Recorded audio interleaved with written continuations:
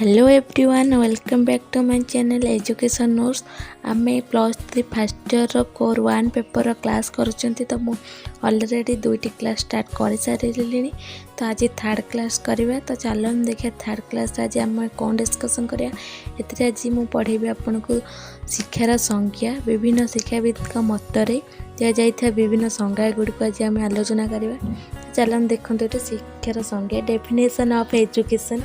तो एक कथा सत्य जेहेतु शिक्षार परिसर व्यापक सेहेतु यार एक निर्दिष्ट संज्ञा देवा बहु कष्टसाध्य व्यापार अटे। विभिन्न शिक्षाविद मतरे शिक्षार अर्थ मध्य भिन्न भिन्न होता है। यह सत्वे मध्य जदि सही संज्ञा गुड़िक विश्लेषण करिबा तेबे आमे जानि परिबा जे सही संज्ञा गुड़िक मध्यरे बहु सामंजस्य रहे। तेबे छात्र छात्री अवगति निमंते एठारे शिक्षार जो केतक संज्ञा उपस्थापन कराଯାଇଛି सेगुड़िक है तो जेहेतु शिक्षा व्यापक अर्थ तो यह एक लाइफ लॉन्ग प्रोसेस अटे आमर जीवन सारा चालू रही है तो से शिक्षार गोटे निर्दिष्ट संज्ञा देवा आम पक्षे संभवनीय जो शिक्षाविद माने यार निर्दिष्ट संज्ञा दे पारे ना तो से विभिन्न शिक्षाविद मतरे विभिन्न संज्ञा प्रदान करा जायछि। तो सही संज्ञा गुड़िक कौन आम देखा ये तो मुझे संज्ञा गुड़िक आपण गोटे गोटे डिस्कसन कर देखेबी तो आपण मैंने नोट स्टार्ट करनियंतु ये गुड़िक बहुत ही इम्पोर्टेंट। आपण जदि आगो को एजुकेशन ने पीजी करी एजुकेशन उपर अध्यापना करने को चाहूँगी तो आपण मानक ये संज्ञा गुड़िक बहुत हेल्प करेंगे और आपण मैंने ये संज्ञा जानी आपण मैंने जिते पिला को पढ़ेबे प्रदान करेंगे। तो आपण जेहेतु जड़े अध्यापक होगा जी आगू तो ये गुड़िक आपण मानक निहाती आवश्यक तो तेणु ये गुड़िक नोट कर रखते एग्जाम आसा सहित आगक काम देव। तो चलो देखिए कौ शिक्षाविद माने कौ मत रखिंट तो आपणकर देखिए आपण आज प्राच्य शिक्षाविद मतरे एवं पाश्चात्य शिक्षाविद आमर जो भारतीय शिक्षाविद रहिले एवं प्राचीन रही आसी शिक्षा मत सब देखिए और पाश्चात्य आमर जे रहिले देखिए। तो फास्ट देखो प्राच्य शिक्षाविद शिक्षार संज्ञा definition of education of eastern educationist. तो ईस्टर्न एजुकेशनिस्ट जो मैंने रहिले मत देखिए। तो फास्ट देखो आम ऋग्वेद रही आमर जो 4टी वेद रही प्राचीन काल ऋग्वेद साम वेद अथर्व वेद और यजुर्वेद। तो सही वेद मध्य आमर जो ऋग्वेद रही तो तार मत अनुसार शिक्षार संज्ञा हो शिक्षा मानव को आत्मविश्वासी और आत्म साक्षात्कार साहाय्य करे। तो education makes man self reliant and selfless. तो एजुकेशन आमको शिक्षा आमको आत्मविश्वास और आत्म साक्षात्कार साहाय्य जो भाव में कही शिक्षा द्वारा जड़े व्यक्तिर अंतर्निहित प्रतिभा व शक्तिर परिप्रकाश होई द्वारा से भविष्य में निज प्रति आत्मविश्वासी हो उठे आत्मनिर्भरशील हो पारे।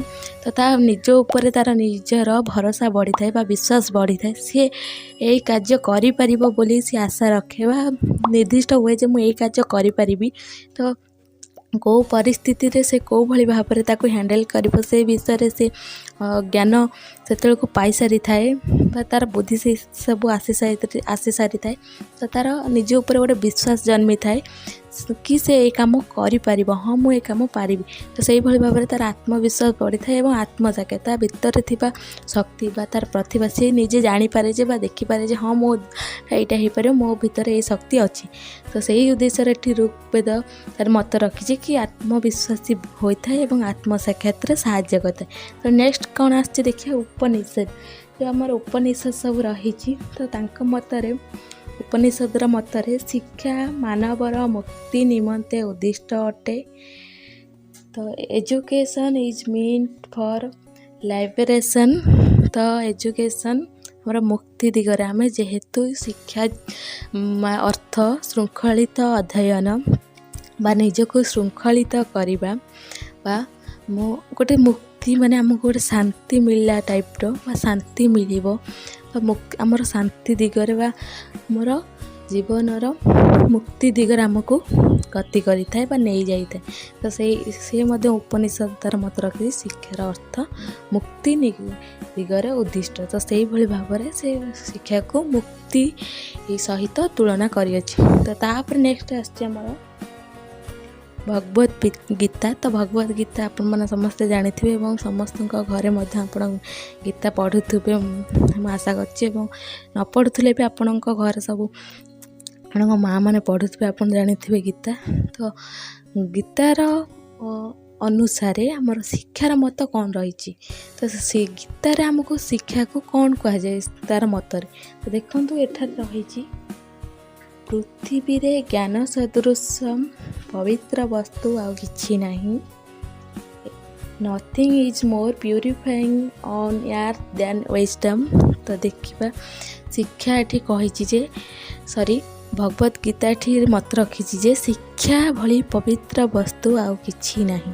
ତ ଶିକ୍ଷା ଆମର ବ୍ୟବହାର ଆଚରଣରେ ଯେଉଁଭଳି ଭାବରେ ପରିମାର୍ଜିତ କରିଥାଏ ଏବଂ ଆମକୁ ଗୋଟେ ସତ୍ ପଥରେ ଗତି କରିବାକୁ ସାହାଯ୍ୟ କରିଥାଏ ବା ସତ୍ ପଥରେ ଆମକୁ ଆଗେଇ ନେଇଥାଏ। ତ ସେଇଭଳି ଉଦ୍ଦେଶ୍ୟ ରଖି ଏଠି କୁହାଯାଇଛି ଯେ ଶିକ୍ଷା ଭଳି ପବିତ୍ର ବସ୍ତୁ କହିଲେ ଆଉ କିଛି ନାହିଁ।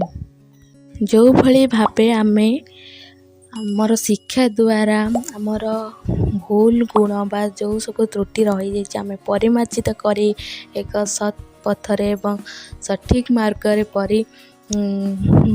ମାର୍ଗରେ ଆଗେଇଥାନ୍ତି ବା ବିକାଶ କରିଥାନ୍ତି ଏବଂ ଶୃଙ୍ଖଳିତ ହୋଇଥାନ୍ତି। ତ ସେଇଭଳି ଭାବରେ ଆମେ ଗୋଟେ ପବିତ୍ର ଚିନ୍ତାଧାରା ଆମ ଦେହରେ ସୃଷ୍ଟି ହୁଏ, ଆଧ୍ୟାତ୍ମିକତା ଆମର ବଢ଼ିଥାଏ, ଆତ୍ମିକତା ବଢ଼ିଥାଏ।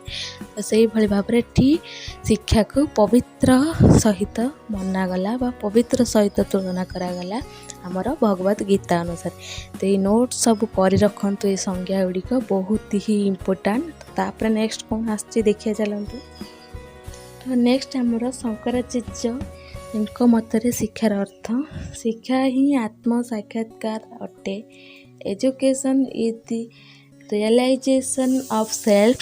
ତ ଆମେ ପ୍ରଥମେ ଆମର ଋଗ୍ବେଦ ଅନୁସାରେ ଆତ୍ମ ସାକ୍ଷାତକାର କଥା ପଢ଼ିକି ଆସିଲେ। ତ ଏଠି ମଧ୍ୟ ଶଙ୍କରାଚାର୍ଯ୍ୟ ସେଇ ମତ ରଖିଛନ୍ତି କି ଶିକ୍ଷା ଆତ୍ମ ସାକ୍ଷାତକାରରେ ସାହାଯ୍ୟ କରେ। ତ ତାପରେ ନେକ୍ସଟ ଦେଖିବା ପାଣିନିଙ୍କ ମତରେ ଆମର ଦେଖିବା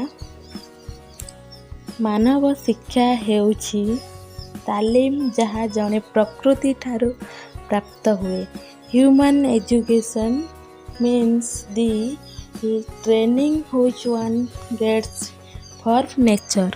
ତ ଆମେ ପ୍ରକୃତିରୁ ଯେଉଁ ସବୁ ଜ୍ଞାନ ଆହରଣ କରନ୍ତି ବା ଆମେ ଯେହେତୁ ସମାଜରେ ରହୁଛନ୍ତି, ଆମେ ସମାଜରୁ ଆମ ପରିବେଶରୁ ବିଭିନ୍ନ କଥା ଶିଖିଥାନ୍ତି, ଜାଣିଥାନ୍ତି। ପ୍ରଥମେ ଆମେ ଯେଉଁଭଳି ଭାବରେ ଆମ ପରିବାର ଠାରୁ ହିଁ ଶିଖିଥାନ୍ତି, ତାପରେ ଆମ ପଡ଼ୋଶୀ, ଆମ ସମ୍ପର୍କୀୟ ଏବଂ ସାଙ୍ଗସାଥି, ଶିକ୍ଷକ, ଗୁରୁଜନ।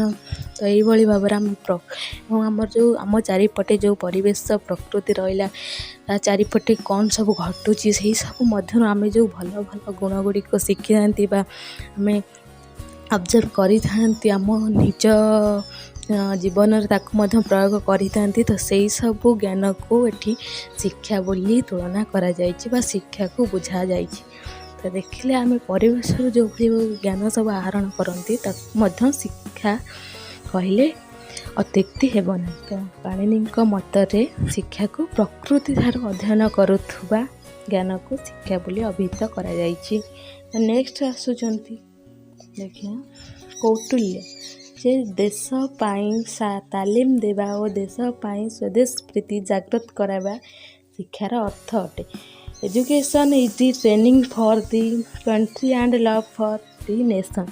ତ ଏଠି ଯେମିତି ଆମର ସ୍ୱଦେଶ ପ୍ରୀତି ବଢ଼ିଥାଏ, ଶୃଙ୍ଖଳିତ ଅଧ୍ୟୟନ ଦ୍ୱାରା ଆମର ସମାଜର ସାଧନ ହୋଇଥାଏ ଏବଂ ଆଧ୍ୟାତ୍ମିକତା, ଆମ ସଂସ୍କୃତି ପ୍ରତି ଆଧ୍ୟାତ୍ମିକତା ବଢ଼ିଥାଏ, ସାଂସ୍କୃତିକତା ବଢ଼ିଥାଏ। ତ ସେଇଭଳି ଭାବରେ କୌଟିଲ୍ୟ ତାଙ୍କର ମତ ରଖିଛନ୍ତି କି ଏହା ଆମର ସ୍ୱଦେଶ ପ୍ରତି ଭଲ ପାଇବା ବଢ଼ାଇଥାଏ ବା ସ୍ୱଦେଶ ପ୍ରୀତି ବଢ଼ାଇଥାଏ। ତାପରେ ଆମର ନେକ୍ସଟ ଆସୁଛନ୍ତି Swami Vivekananda.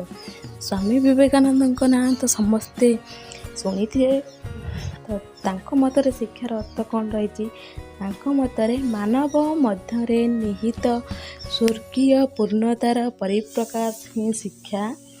Education is the manifestation of divine perfection already existing in man। in man ତାଙ୍କ ମତରେ ସ୍ୱର୍ଗୀୟ ପୂର୍ଣ୍ଣତା ଯେଉଁ ଆମ ଭିତରେ ରହିଛି ତାର ପରିପ୍ରକାଶକୁ ହିଁ ଶିକ୍ଷା କୁହାଯାଏ। ତ ସେ ଯେଉଁ କହୁଛନ୍ତି ଯେ ସ୍ୱର୍ଗୀୟ ପୂର୍ଣ୍ଣତା ଆମ ଭିତରେ କ'ଣ ପୂର୍ଣ୍ଣତା ରହିଛି, ତ ଆମ ଭିତରେ ଯେଉଁ ଗୁଣ ରହିଛି ତାର ପୂର୍ଣ୍ଣତାକୁ ଆମେ ପରିପ୍ରକାଶ କରିବା ମାଧ୍ୟମଟା ହିଁ ଶିକ୍ଷା ବା ପରିପ୍ରକାଶ କରିବା ହିଁ ଶିକ୍ଷା ଅଟେ। ଆପଣମାନେ ଦେଖନ୍ତୁ ମହାତ୍ମା ଗାନ୍ଧୀଙ୍କର ସଂଜ୍ଞା ରହିଛି ଆମର ଯେ ଜାତିର ପିତା। ତ ଆମେ ତାଙ୍କ ସଂଜ୍ଞା ଫାଷ୍ଟରୁ ପଢ଼ି ପଢ଼ି ଆସିଲେଣି, ତ ଏବେ ଆମେ ଦେଖିବା ଏଇଠି। ତ ଦେଖନ୍ତୁ ମହାତ୍ମା ଗାନ୍ଧୀଙ୍କ ମତରେ ମୋ ମତରେ ଶିଶୁ ଓ ମାନବର ଶାରୀରିକ ମାନସିକ ଓ ଆତ୍ମିକ ଗୁଣର ସର୍ବାଙ୍ଗୀନ ବିକାଶକୁ ଶିକ୍ଷା କୁହାଯାଏ। By education I mean an allrounder drawing and of the best in the child and man body mind and spirit। ତ ଏଠି କୁହାଯାଇଛି ଜଣେ ବ୍ୟକ୍ତି ହେଉ ବା ଶିକ୍ଷାର୍ଥୀ ବା ଶିଶୁ ତାର ଶାରୀରିକ ମାନସିକ ଏବଂ ଆତ୍ମିକ ଗୁଣର ସର୍ବାଙ୍ଗୀନ ବିକାଶକୁ ଶିକ୍ଷା କୁହାଯାଏ। ତାର ସବୁ ପ୍ରକାର ଗୁଣର ଅଭିବୃଦ୍ଧିକୁ ବା ବିକାଶକୁ ଶିକ୍ଷା ବୋଲି କୁହାଯାଏ। ତ ଟୋଟାଲ ଉପରେ ଆମେ ଦେଖିଲେ ଜଣେ ଶିଶୁ ବା ବ୍ୟକ୍ତିର ତାର ଶାରୀରିକ ଗଠନ ଠାରୁ ଦେଖିବାକୁ ଗଲେ ତାର ମାନସିକ ଏବଂ ତାର ଆତ୍ମିକ ସବୁ ପ୍ରକାର ଶକ୍ତିର ବା ଗୁଣାବଳୀର ବିକାଶକୁ ହିଁ ଶିକ୍ଷା ବୋଲି ଏଠି କୁହାଯାଇଛି। ତ ତାପରେ ଦେଖିବା ଗୋପବନ୍ଧୁ ଦାସ। ତ ତାଙ୍କ ମତ ଦେଖନ୍ତୁ କ'ଣ ରହି ବିଦ୍ୟାଳୟରେ ଦିଆଯାଉଥିବା ଶିକ୍ଷାକୁ ମୁଁ ପ୍ରକୃତ ଶିକ୍ଷା ବୋଲି ମାନୁନାହିଁ। ପ୍ରାଚୀନ ଭାରତରେ ଶିକ୍ଷାନୁଷ୍ଠାନ ଓ ଧର୍ମକେନ୍ଦ୍ରରେ ଦିଆଯାଉଥିବା ଶିକ୍ଷା ହିଁ ବାସ୍ତବ ଶିକ୍ଷା ଅଟେ।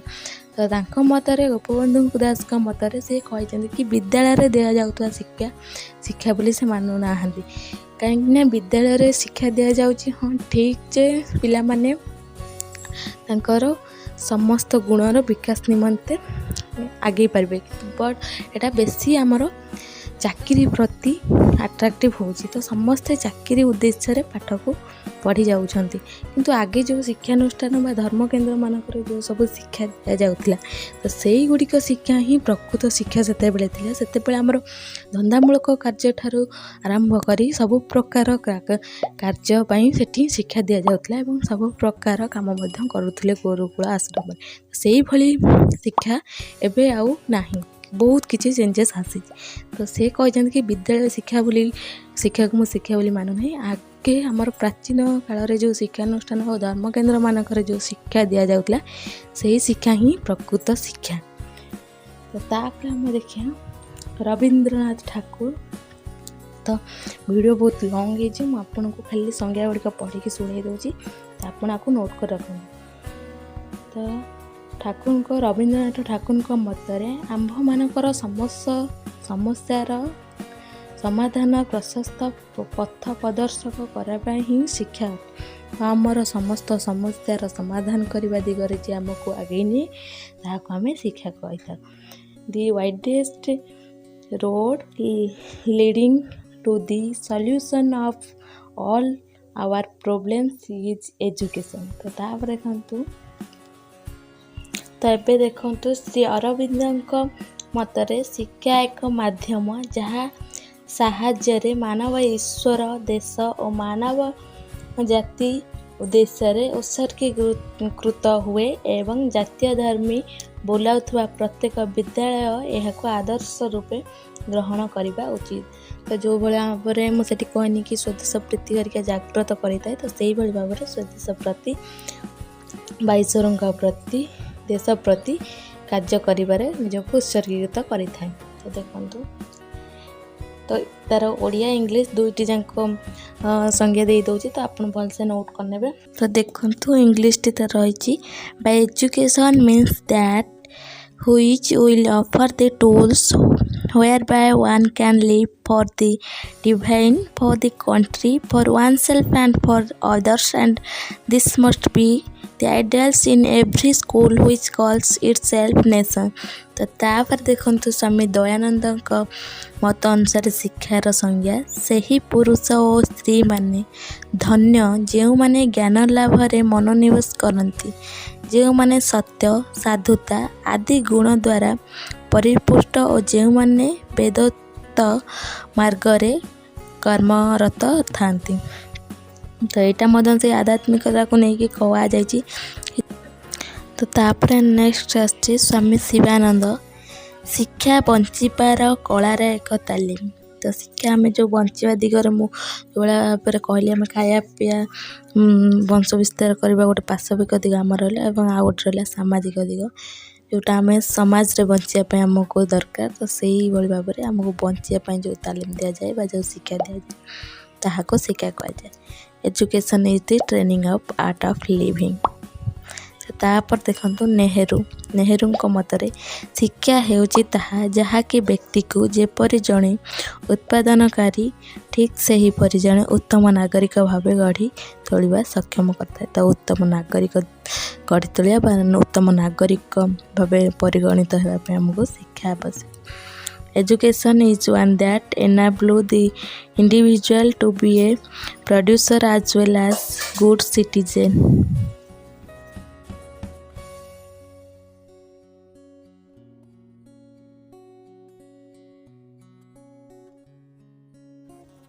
तो आम नेहरूंकर देखिले संज्ञा। तो जेहेतु टाइम बहुत कम तो बहुत वीडियो बहुत लॉन्ग है मत कम समय भितर आपंकर कोर्स सब कंप्लीट करा पड़ो कहीं आउ गोटे पेपर रही। तो मुझे एमती लेट क्लास करी आप कोर्स कंप्लीट हो पारे। तो से देखते संज्ञा गुड़िक बहुत इजी अच्छी बास अल्प अल्प बुझे आपन को पढ़ी दूसरी तो आप बुझे चेष्टा करेंगे। तो तापर देखो स्वामी दयानंद मतरे शिक्षा ही चरित्र गठन और सठिक जीवन यापन निमंते एक साधन अटे। तो मुझे आगुरी कही शिक्षा आमर ये समाज रे जीवन यापन करवा समाज रे निजक प्रतिष्ठित करवा आपण गोटे भल चरित्र गठन कर आमको साहाय्य करे। तो ये स्वामी दयानंद से दर्शाई कि यह आम चरित्र गठन एवं जीवन यापन में साहाय्य करते हैं। याज्ञ बलक्य मतरे शिक्षा होजी ताहा जहाँ जड़े मनीष को उत्तम चरित्र संपूर्ण एवं समाज में दरकारी करी गढ़ी तोली थाए। तो दयानंद संज्ञा एवं संज्ञा पूरा सेम आस देखु बस टिके एपट सेपट। तो आप बुझीपे कि आमर समाज रे गोटे उत्तम चरित्र गोटे भल मनीष हो गढ़ी तोलिया को शिक्षा आमको सहायता करते। Education is that which makes a man a good character and useful to the society. तो तापर आसूँ गुरु नानक। तो तांको मतरे शिक्षा ही आत्म साक्षात्कार एवं मानवर सेवा अटे। तो यहाँ देखते आम मानव सेवा और आत्म साक्षात्कार कथा कही आम फास्ट आत्म साक्षात कथा आलोचना करके आसिले। तो सेवा कथा तो आप जानते मानवर सेवा मुझे कौन कहि आपण मैंने तो सब जाथे। तो सेवा एवं आत्म साक्षात्कार ही शिक्षा बा यही दिगरे आमको शिक्षा साहाय्य करता है। Education is self realisation and service of the people. तो तापर भारतीय शिक्षा आयोग 1964-66 जोटा आप कोठारी आयोग रही शिक्षा आयोग जोटा कोठारी कमिशन। तो से मत अनुसार शिक्षा लोक मानकर जीवन आवश्यकता एवं आकांक्षा सहित संपृक्त होगा उचित एपरिक यह सामाजिक अर्थनैतिक एवं सांस्कृतिक परिवर्तन निमंते शक्तिशाली अस्त्र भाव कार्य करिଥାଏ। Education ought to be related to the life needs of aspiration of the people so as to be a powerful instrument of social economic and cultural transformation. तो देखिले आपण जो कोठारी कमिशन अच्छी तो तांको मतरे शिक्षा आमर गोटे अस्त्र भली शक्तिशाली अस्त्र भली आमर सामाजिक अर्थनैतिक एवं सांस्कृतिक दिगरे कार्य करिଥାଏ। तो तापर देखते जातीय शिक्षा नीति 1986 मत अनुसार वर्तमान और भविष्य शिक्षा ही एक पुंजी लगाण अटे। तो आमर वर्तमान एवं भविष्य तो मुझे जो भाव में कहली कि आम बहुत डेभलपमेंट हो प्रजुक्ति विद्यार जुग कहले अत्युक्ति हम ना। बा कंप्यूटर जुग कहले अत्युक्ति हम नहीं। तो से भाव में वर्तमान आम भविष्यर पुंजी भाव में शिक्षा को व्यवहार कर। तो education is an investment for present and future. तो तापर आम देखिए पाश्चात्य शिक्षाविद संज्ञा। तो definition of education of western educationist. तो चलो देखिए पाश्चात्य शिक्षाविद मान शिक्षा संबंधी संज्ञा प्राच्य शिक्षाविद शिक्षा संपर्कित संज्ञा ठारू केतेकांश भिन्न बोली कहुपर। तेबे सही विज्ञ शिक्षाविद माने सेमानक दर्शन को शिक्षा संबंधी संज्ञा गुड़िक मध्य प्रतिपादित कर पछे जाई नाहांती। सेमानक शिक्षा संज्ञा गुड़िक एठारे उल्लेख कर। तो चलो देखिए एठार किए कौन देते। तो मुझे संज्ञा गुड़िक बस पढ़ी दूसरी आपण मैंने नोट्स करनी पर या पढ़े। तो देखो सॉक्रेटिस शिक्षार अर्थ होउची सार्वजनीन सत्यर धारणा गुड़िक आनयन करने जहाँकि प्रति मनीष मस्तिष्क प्रच्छन्न भाव रही था। Education means the bring out of ideas of universal valid which are latent in the mind of every man। तापर देखो आपण को आसी प्लेटो। उपयुक्त समय आनंद और दुख अनुभव कर शक्ति ही शिक्षा अटे।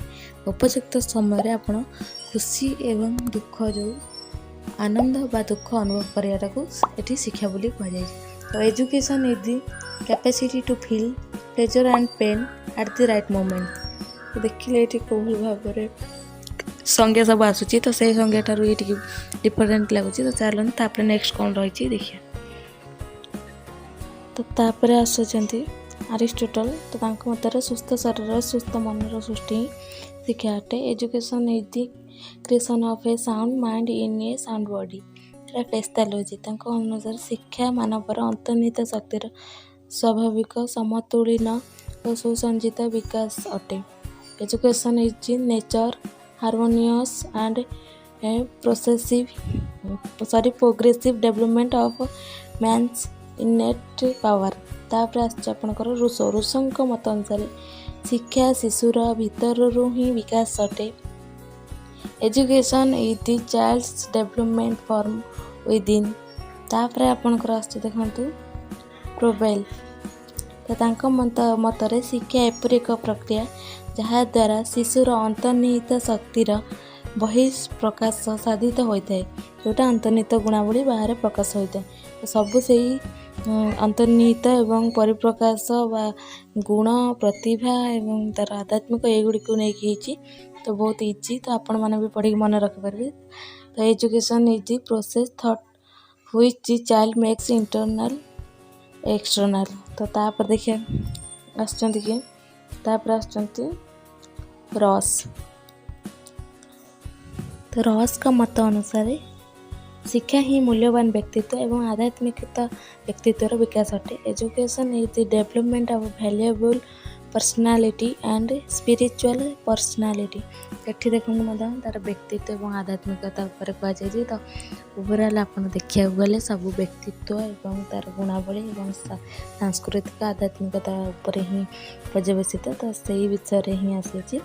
तो आपण मैंने आराम से भलसे पढ़े। तार स्पेंसर पूर्णांग जीवन यापन ही शिक्षा अटे। Education is complete living.